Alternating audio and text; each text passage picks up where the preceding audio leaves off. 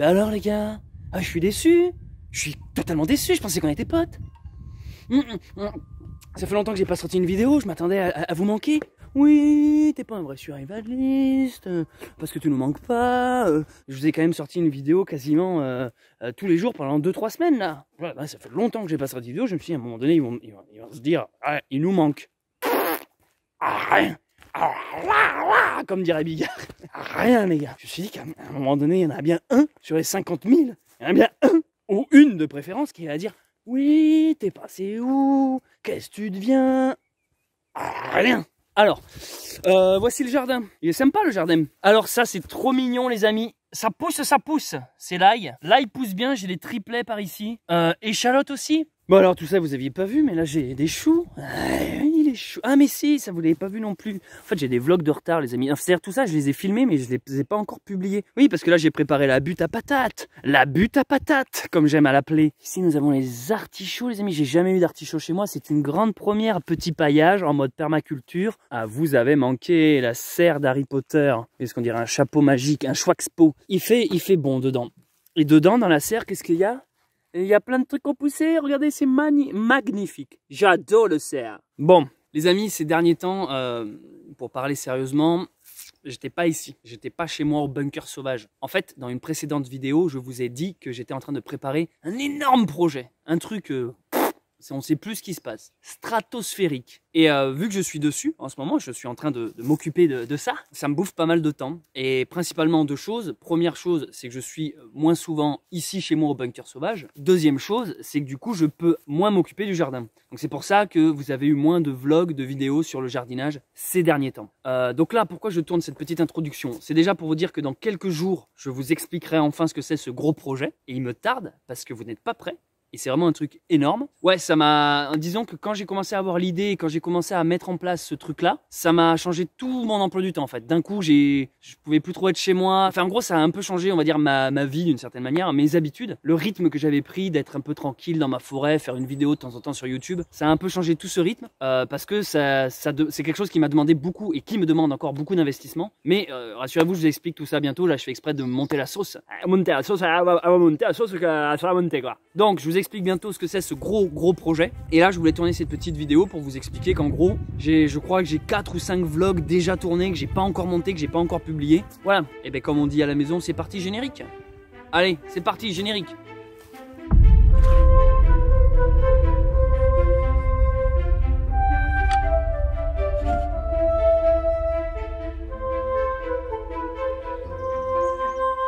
Nous voici aujourd'hui en dehors du bunker sauvage. On est dans la reconnaissance des plantes sauvages. C'est la deuxième balade botanique sortie, reconnaissance des plantes comestibles et sauvages. Nous avons déjà ici la berce qui se mange, que j'avais replantée d'ailleurs. Et là nous avons l'herboriste qui nous a trouvé le repas de ce soir. Mais c'est génial! C'est des poireaux sauvages? Ouais. Quoi, t'arrêtes pas? T'avais l'air bien lancé. Allez, viens facilement. Doucement, mais sûrement. Yes. Putain, mais des fois, on s'ennuie à planter des trucs au jardin, Ouais, alors qu'il y a du poireau sauvage à volonté. Ah ouais, ça sent bon, là. Bah, on peut pas se tromper, ça sent le poireau. Putain, mais en fait, c'est génial, on fait nos courses dans la nature, quoi. C'est exactement ça. Pour les gens qui n'ont pas de sous.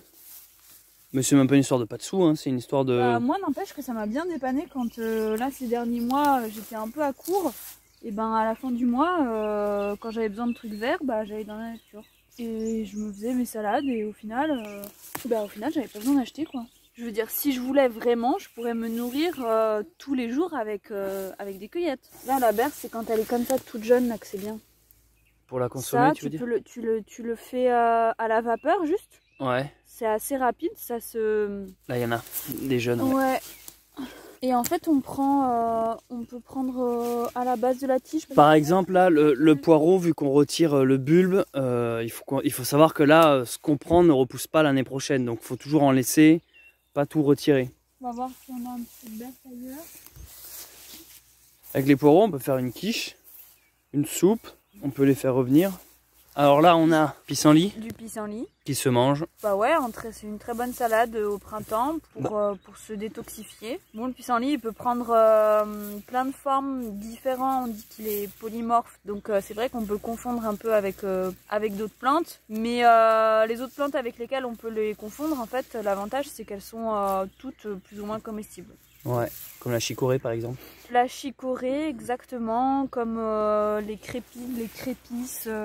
En gros, ce qu'on est en train de vous dire, c'est que le pissenlit se mange et il peut se confondre avec beaucoup de plantes qui lui ressemblent. Mais la bonne nouvelle, c'est qu'elle se mange aussi. En salade? En salade. Là, on vient de faire nos courses, on a à bouffer pour toute la... Eh, putain, mais les poireaux, c'est hallucinant.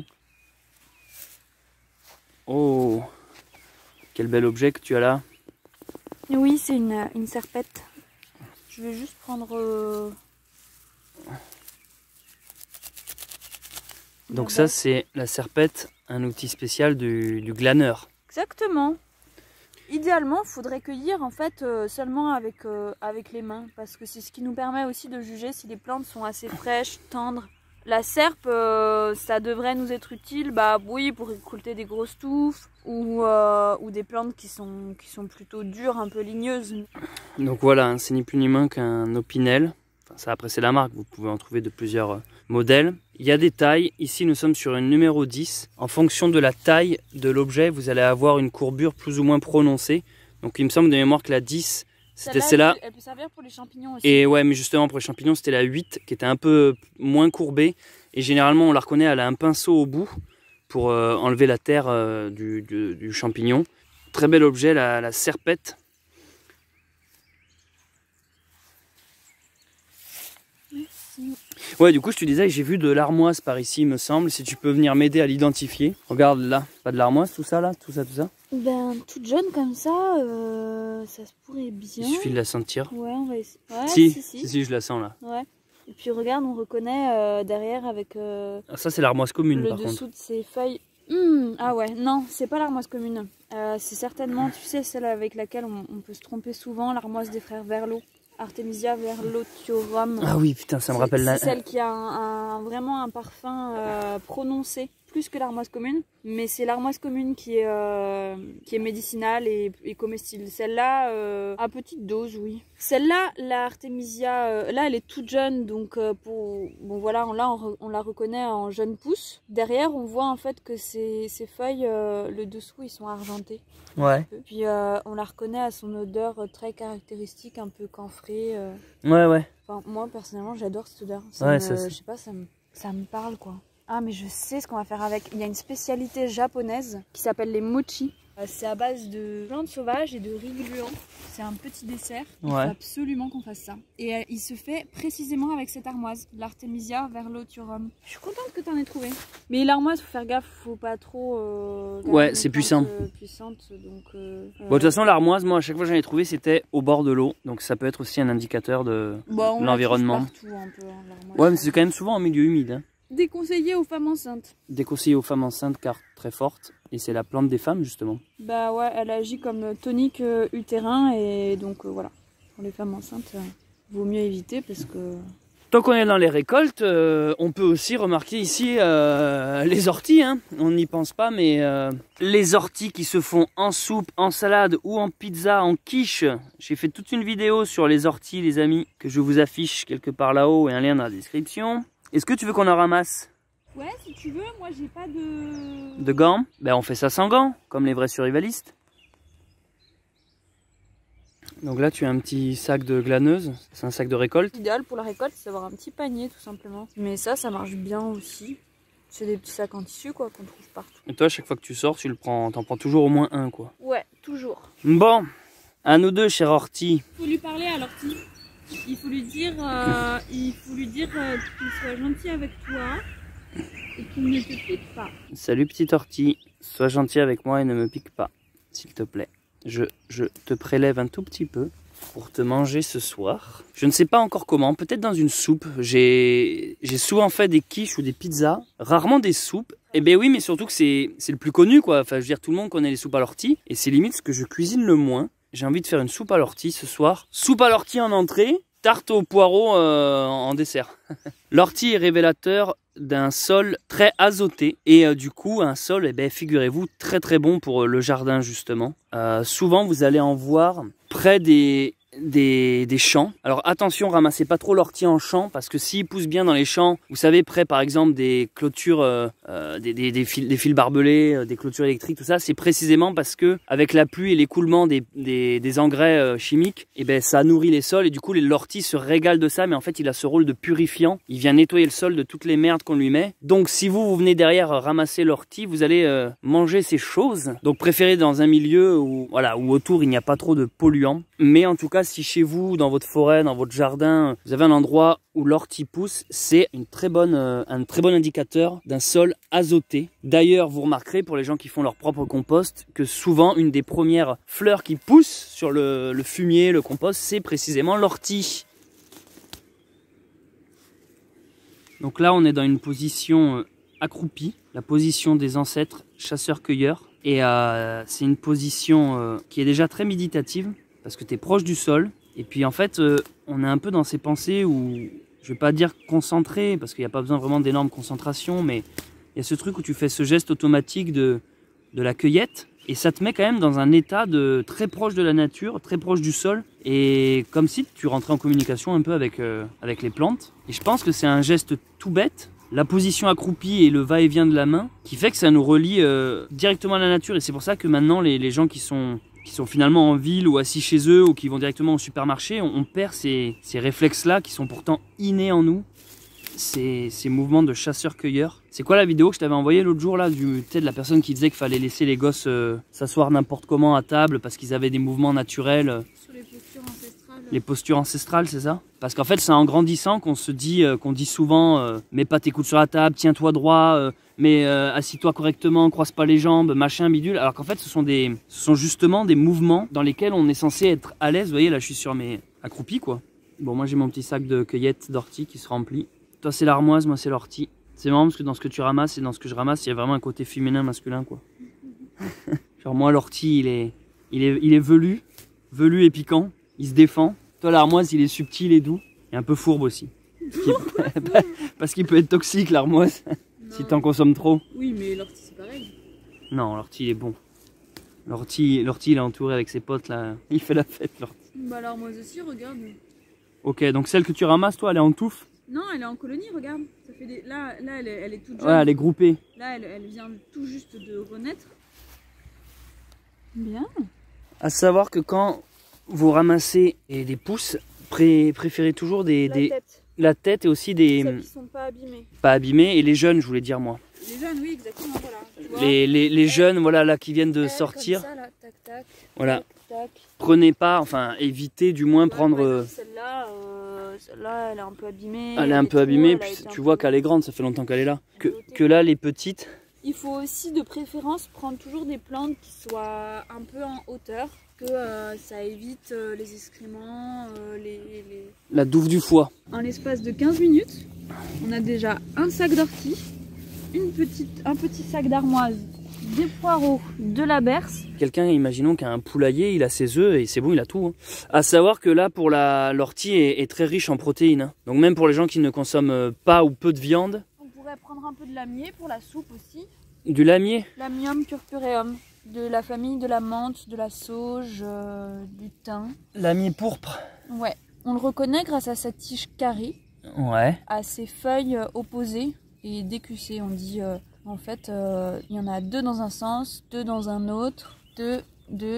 Voilà. Ouais, ok, je on vois. reconnaît comme ça cette famille-là. Et aussi grâce aux petites fleurs, on dit lamiacées parce qu'en fait, elles ont comme ça deux lèvres, comme une forme de bouche. T'es en fort, beaucoup.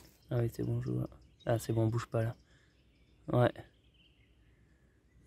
Et à savoir que la plupart des plantes sauvages qui ont la tige carrée, c'est-à-dire que là vous le sentez, vous faites tourner, là ça fait carré, sont généralement comestibles. De cette famille, oui, les lamiacées sont comestibles. Après, il y a d'autres plantes à tige carrée qui ne sont pas forcément comestibles. D'accord. Qu'est-ce qui se mange et qu'est-ce qui se récolte là-dessus? Bah tout. L'idéal, le lamier, il est meilleur quand il n'est pas fleuri, donc quand il est encore jeune, comme ça là. Il est un petit peu moins fort. Moi je trouve que cru... c'est vrai qu'on dirait de la menthe là. Il est un peu amer. On met dans les soupes et tout ça. Est-ce que la mélisse fait partie de cette famille? Oui. Parce qu'on dirait aussi de la mélisse. Oui, ça fait partie de la même famille. D'ailleurs, en parlant de sol, je voulais vous montrer ça tout à l'heure. Pour les gens qui disent chez moi, il n'y a rien qui pousse. Regardez ici, on est typiquement dans un sol sableux. Mais alors, on peut pas faire plus sableux. Et regardez tout ce qu'on a trouvé. Enfin, des fois, on s'embête à vouloir un sol avec une terre bien noire. Regardez là, ça pousse carrément sur limite de la roche et de la terre compacte, quoi. Carrément sur des caillasses même. Hein. Enfin bref, c'était pour vous que vous ne désespériez pas des fois par rapport au sol. Et là, on est carrément sur du sable. Enfin, au bout d'un moment, là, c'est comme si j'étais à la plage. Hein. Non, mais je peux pas faire plus. Et regarde, ça pousse. Hein. T'as du poireau, des orties, de l'armoise. Donc là, on allait partir et je me suis rendu compte qu'il y avait une différence entre ces poireaux et celui-là. C'est que ceux-là, ils ressemblent à ceux qu'on achète finalement en commerce ou au marché par leur bulbe. Et celui-là, il avait un petit côté bonjour, j'ai la varicelle. Et je me suis rendu compte qu'en le tapant un peu comme ça, il perd ses petites bouboules parce qu'en fait, il est en pleine période où il est en train de créer de nouveaux bulbes, ce qui fait que l'année d'après, il y en aura d'autres. Donc ce qu'il faut faire, c'est, vu qu'on vient de l'extraire de son milieu, on va prendre ses petits, je sais pas trop, oui, c'est ses enfants finalement. Les bébés bulbes. C'est quoi, on pourrait presque le laisser lui en fait. Et on va le replanter, c'est-à-dire si vous prenez lui, replantez au moins ça, que ça pousse l'année prochaine, que ça repousse l'année prochaine. Tu le remets? Ouais, vas-y, je le mets là, regarde. Non, je garde le poireau, mais je remets les petits. Ah oui, remets les petits, oui. Putain, mais en fait, attends, mais je viens d'avoir une idée du siècle. Tu peux replanter tes poireaux chez toi. Je suis en train de me dire, est-ce que je ferais pas les... Mais oui. Bah ouais. Non, mais ça serait génial, ce serait des poireaux que j'ai été chercher moi-même. Bah sinon, ouais, je vais te donner un petit sac. T'imagines, j'ai des bulbes... Mais honnêtement, je savais même pas que les poireaux faisaient des bulbes comme ça, quoi. Un bulbe sur un bulbe. Ben, un peu comme la gousse d'ail, en fait. C'est de la famille, de l'ail. Exactement, oui. Qu'est-ce qu'on fait? Ah, c'est génial, je vais replanter ça. Ouais, bah on les prend. Bon, ouais, merci, petit poireau, merci les gars. Bah, vas-y, je vais prendre son père aussi. Trop bien. Je suis content. Abonnez-vous. C'est assez impressionnant parce que là, depuis tout à l'heure, on marche le long de l'eau, c'est une petite balade. On trouve de la nourriture partout et ça fait bizarre parce que quand tu changes ton regard sur la nature, quand tu es là à le voir sous un aspect récolte, j'ai l'impression de voir que ça partout. Et en fait, j'ose à peine marcher, j'ai peur d'écraser la nourriture et... J'ai tellement été élevé par on ne joue pas avec la nourriture, on ne gâche pas. Il y a presque une culpabilité de voir toute cette bouffe et de pas la ramasser, et de se dire non, faut pas que je l'écrase et j'ose plus marcher normalement. En fait, ça demande pas, au final, ça demande pas terriblement de grandes connaissances. Il en faut bien sûr pour pas se tromper. Et ce que je veux dire, c'est que c'est quelque chose qui est assez accessible. C'est vraiment un savoir qu'on a perdu, mais qui pourrait très vite se retrouver. Dès l'école primaire, enseigner ça aux gamins. L'église du village qui sonne. Dès l'école primaire, enseigner ça à nos gosses, de comment identifier ce qui se mange ou pas. Puis ça serait des cours, déjà, ça leur permettrait d'être sensibilisés à la nature, l'écologie, le gâchis, la récolte, la conservation d'aliments. Mais également, ça serait d'une grande aide en cas de survie, quoi, en cas de temps difficile, de guerre ou j'en sais rien, d'effondrement ou de ce que vous voulez. De pouvoir faire avec ce que la nature nous offre. Et aussi un autre point qui est incroyable, c'est l'éveil de la nature. Alors je sais pas si vous voyez, mais là je suis dans un super bel endroit. En fait, depuis tout à l'heure, on marche et on entend le chant des oiseaux.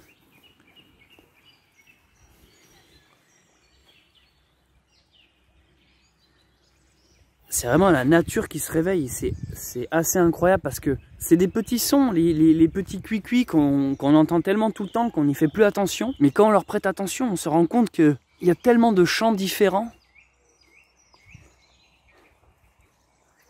C'est vraiment la vie qui se ranime, quoi. C'est là où tu te prends conscience que l'hiver, il y a vraiment un truc où tout le monde dort, c'est silencieux, c'est mort. Et que là, en plus du sol, les énergies du sol qui émergent de leur long sommeil, il y a également les énergies du ciel.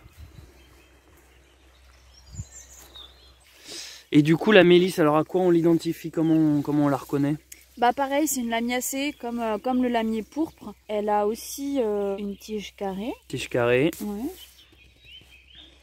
Des feuilles opposées, pareil. Feuilles opposées, tige ouais, carrée. Là. Et puis la mélisse, on la reconnaît très bien à son odeur citronnée. Faut voir, donc c'est de la famille de la menthe, c'est ce que tu disais. Exactement, oui. Pour vous expliquer, ça sent la citronnelle. Moi, je trouve que citronnelle, oui. Les trucs quand en été tu te mets de l'anti-moustique, ça sent ça. Ouais. Tu sais, la citronnelle vraiment bien marquée. Mais ça sent bien le citron vert aussi, je trouve.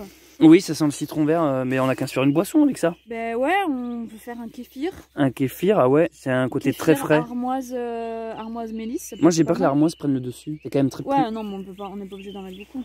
Et les boutons comme ça aussi de pissenlit, les boutons floraux. Ouais. On peut les faire en capre. dans du vinaigre. Ça se fait dans du vinaigre en Ouais, capre. on peut les mettre en capre dans du vinaigre, ouais.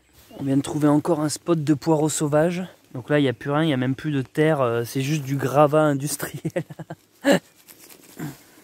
La preuve pour les gens qui ont un sol sableux de garder espoir. Oh.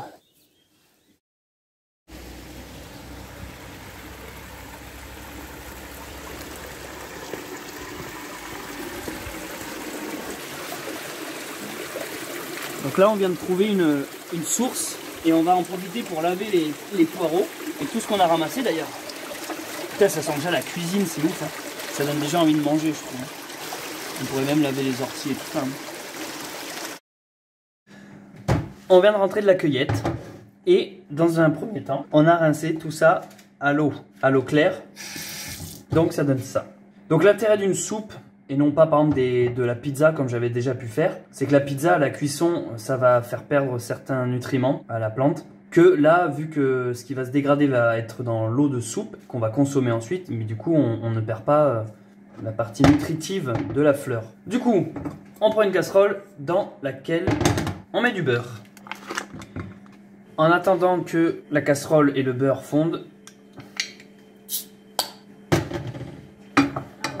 alors le beurre commence à fondre, parfait.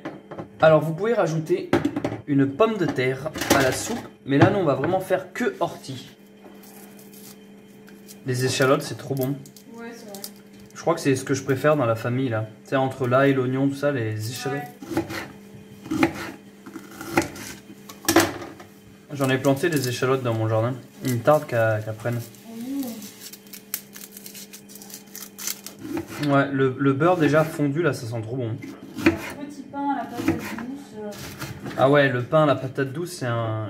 J'avoue, c'est bon, hein. Ouais. Ça serait une bonne idée de recette. C'est vraiment la patate douce, j'ai l'impression que ça revient en force à la mode quoi. Oui, bah. Genre on n'entendait pas parler pendant 10 ans et... Un indice glycémique assez bas. Ouais. Moi ce qui m'a étonné dans les pains que t'as fait hier, c'est que limite on sentait pas la patate douce en fait, c'était juste un... On aurait dit un vrai pain qui sortait de chez le boulanger mais avec un petit goût un peu sucré. Ouais. Tu sais ça...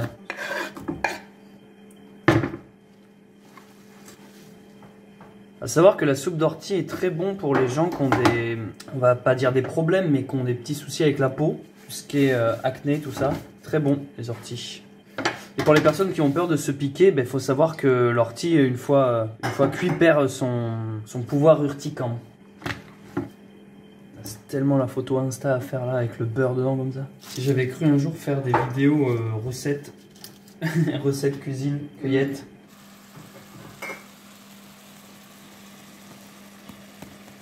Alors, un peu de sel, on va commencer à rajouter l'eau.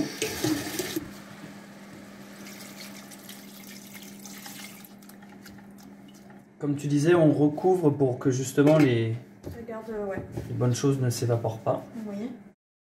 Donc là, on a laissé la casserole jusqu'à ce que l'eau bout. Et on va déjà mixer avec un mixeur.